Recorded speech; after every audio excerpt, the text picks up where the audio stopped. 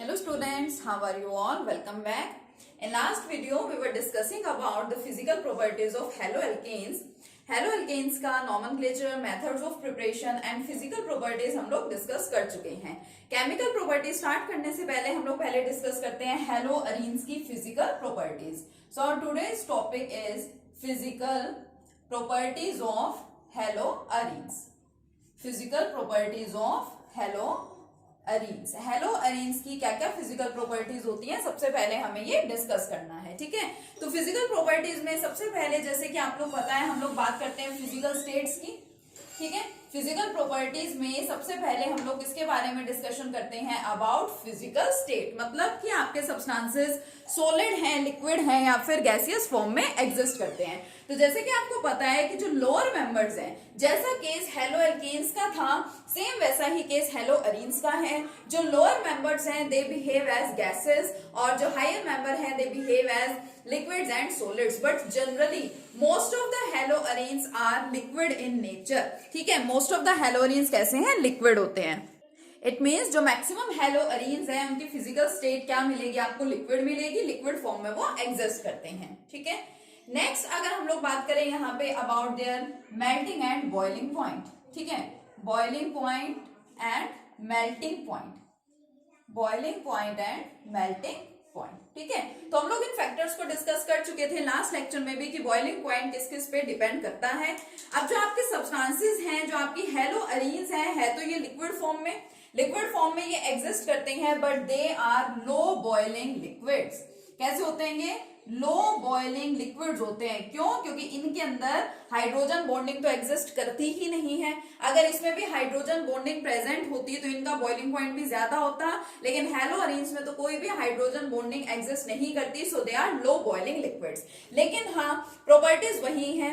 Dependence के जो factors हैं वो सेम हैं. डिपेंड करेगा हेलोजन एटम के ऊपर. ठीक है, नंबर ऑफ हेलोजन एटम्स के ऊपर कि अगर बहुत ज्यादा हेलोजन एटम्स प्रेजेंट है तो बॉइलिंग पॉइंट ज्यादा होगा.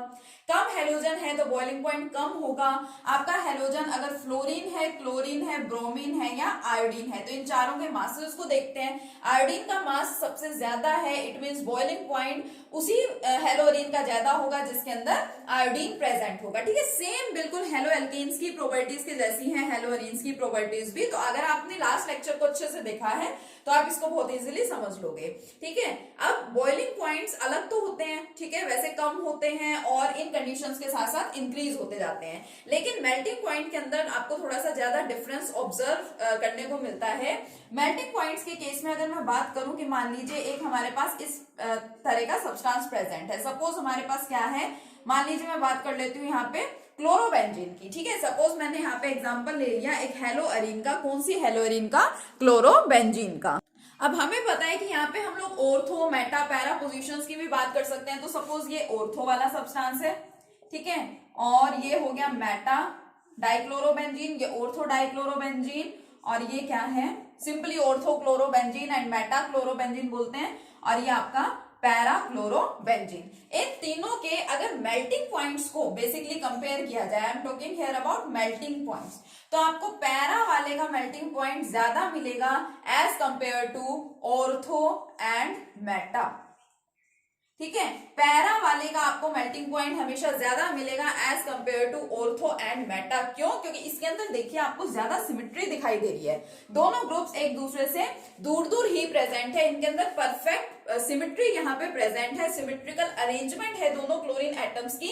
लेकिन यहाँ पे ग्रुप्स जो है दोनों वो थोड़े एक दूसरे के क्लोज हैं, जिस वजह से हिंड्रेंस वाला फैक्टर यहाँ पे अराइज हो जाता है. ठीक है, तो ज्यादा सिमेट्री जहां पे होगी वहीं पे आपको मेल्ट करने में या फिर बॉयल करने में थोड़ी सी डिफिकल्टी होती है and melting point and boiling points क्या हो जाते हैं? इंक्रीज हो जाते हैं. ठीक है, तो ये केस आपको यहाँ पे ध्यान रखना है. तो दो सिंपल सी प्रॉपर्टीज मैंने आपको बताई यहाँ पे, physical state, second boiling point and melting point.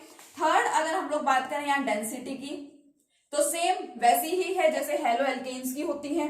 Depends on number of carbon atoms. ठीक है, किस पे डिपेंड कर रहा है? On number of carbon atoms, number of halogen atoms. ठीक है, इनके नंबर्स की बात कर रही हूँ. Number of carbon atoms, number of halogen atoms and atomic mass of halogen atoms. जैसे जैसे नंबर ऑफ कार्बन एटम्स बढ़ते जाते हैं, नंबर ऑफ हेलोजन एटम्स बढ़ते जाते हैं and atomic mass halogen atoms का बढ़ता जाता है, वैसे वैसे यहाँ पे क्या होगी, डेंसिटी भी इंक्रीज होती जाएगी। एग्जाम्पल अगर मैं यहाँ पे लूं, सपोज मेरे पास कौन प्रेजेंट है, हेलोअरीन है। दो एग्जाम्पल्स मान लीजिए मैं यहाँ पे ले रही हूँ, कौन कौन से एग्जाम्पल्स हैं देखिए उसको अच्छे से। सपोज एक मेरे पास प्रेजेंट है सिर्फ क्लोरोबेंजीन, ठीक है, एक तो मेरे पास है सिर्फ क्लोरोबेंजीन, एक मेरे पास है यहाँ पे dichlorobenzene.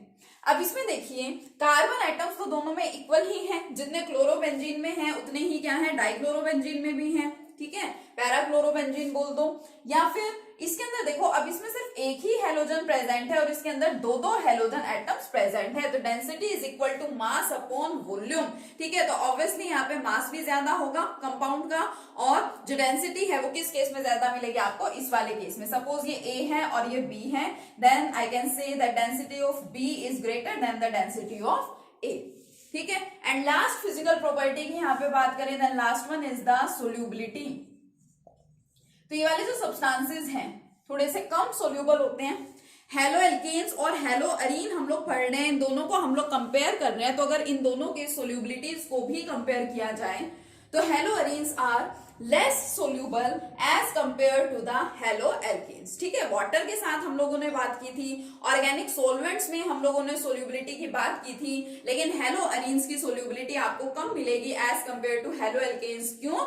Due to the absence of hydrogen bonding. अगर कहीं पे हाइड्रोजन बॉन्डिंग हो जाती है तो अल्टीमेटली वहां पे क्या होगा, बॉइलिंग पॉइंट्स भी इंक्रीज हो जाते हैं और क्या है साथ में सोल्यूबिलिटी भी इंक्रीज हो जाती है। लेकिन अगर hydrogen bonding is absent there, अगर हाइड्रोजन बॉन्डिंग प्रेजेंट नहीं है तो फिर बॉइलिंग पॉइंट भी कम रहेंगे और सोल्यूबिलिटी भी क्या रहेगी, कम ही रहेगी। तो ये तो बात हो गई physical properties of haloarenes की, ठीक है। तो methods of preparation and physical properties हम haloalkanes and haloarenes दोनों के कर चुके हैं। अब बचे हैं हमारे पास chemical properties of haloalkanes and haloarenes. तो सबसे पहले चलिए डिस्कस करते हैं chemical properties of halo alkanes.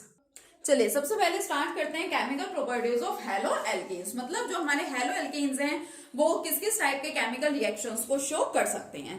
तो सबसे पहले तो आप सबको पता है कि जो हमारे हेलो एल्केन्स हैं, जिसके अंदर हम लोगों ने CX बॉन्ड को भी डिस्कस कर रखा है, इट हैज पोलर नेचर। इसका पोलर नेचर होता है, why? Because halogen is more electronegative as compare to the carbon atom, so it attracts the electrons of carbon towards itself and acquires partial negative charge and carbon atom acquires partial positive charge। ये हम लोग पहले discuss कर चुके हैं, ठीक है। so it has polar nature।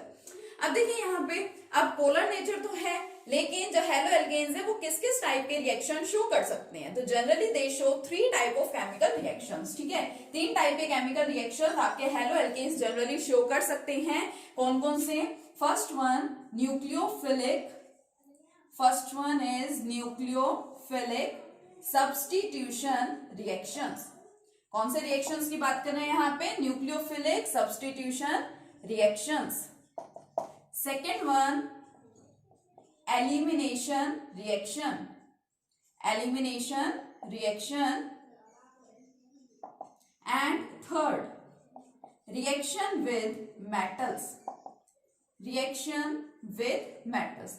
Generally ये 3 टाइप के केमिकल रिएक्शंस आपके हेलो एल्केन्स शो करते हैं। कौन कौन से हैं? Nucleophilic substitution reactions, elimination reactions and reaction with metals. Halo alkanes यानी कि एल्काइल हैलाइड, यानी कि आपके RX। तो जो RX है वो 3 टाइप के रिएक्शन शो करेगा। या तो वो क्या करे, ये तो सीधा सीधा आपको समझ आ ही रहा है, रिएक्शन विद मेटल्स, इनका रिएक्शन किसी मेटल के साथ करा दो, ठीक है।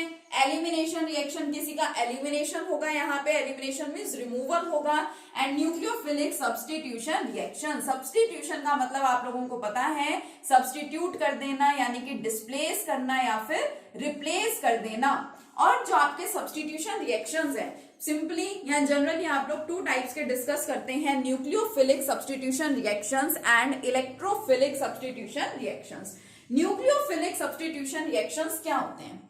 वो सब्स्टिट्यूशन रिएक्शंस जिनके अंदर एक न्यूक्लियोफाइल दूसरी न्यूक्लियोफाइल को क्या कर देती है? रिप्लेस कर देती है। Now what are these nucleophiles and electrophiles? आप लोग 11th क्लास में पढ़ चुके हैं। क्या होती है न्यूक्लियोफाइल्स? न्यूक्लियोफाइल्स आर, ठीक है, अगर किसी को नहीं पता हो तो ध्यान देंगे, nucleophiles are negatively charged species. Nucleophiles हम लोग इसको बोलते हैं नेगेटिवली चार्ज्ड स्पीसीज को बोलते हैं। अब नेगेटिव चार्ज जो है वो किसके सराउंडिंग में मतलब रिएक्शन करेगा या फिर वो किसकी तरफ अट्रैक्ट होगा? The negative charge gets attracted toward the positive charge. और हमारा जो एटम है, एटम के अंदर पॉजिटिव चार्ज कहाँ प्रेजेंट होता है? न्यूक्लियस पे, यानी कि इनको न्यूक्लियस की रिक्वायरमेंट होती है। So nucleophiles are also known as the nucleus loving species. Nucleophiles को क्या बोला जाता है? न्यूक्लियस लविंग स्पीसीज, जो न्यूक्लियस को पसंद करती हैं। न्यूक्लियस को पसंद करने का मतलब वो न्यूक्लियस की तरफ अट्रैक्ट हो जाती हैं। क्यों? क्योंकि ये खुद तो क्या है? नेगेटिवली चार्ज हैं and nucleus is positively charge. Nucleus के अंदर आपको पता है प्रोटॉन्स एंड न्यूट्रॉन्स प्रेजेंट होते हैं। न्यूट्रॉन पे कोई चार्ज नहीं है, प्रोटॉन्स पे पॉजिटिव चार्ज होता है। So your nucleus contains here positive charge. तो यहाँ पे इधर नेगेटिव चार्ज है, इधर पॉजिटिव चार्ज है। अपोजिट चार्जेस में क्या होती है? अट्रैक्शन होती है। Opposite charges attracts each other. ठीक है, तो ये न्यूक्लियस लविंग स्पीसीज भी इनको बोला जाता है। तो फॉर एग्जाम्पल के लिए अगर मैं आपको बताऊं तो क्या होगा?